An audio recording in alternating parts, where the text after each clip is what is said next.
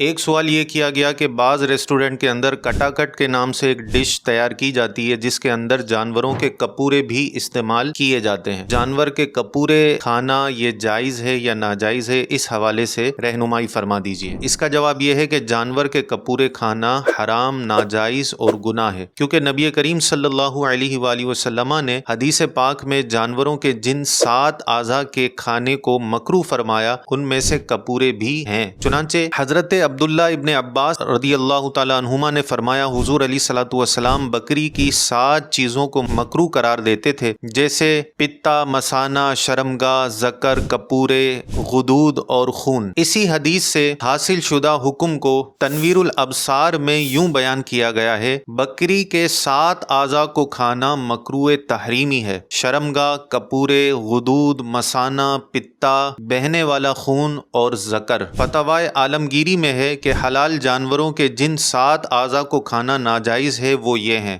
واللہ اعلم ورسولہ اعلم عز وجل وصلی اللہ علیہ وسلم۔ اس ویڈیو کو لائک بھی کیجیے گا اور اپنے دوستوں میں شیئر بھی کیجیے گا۔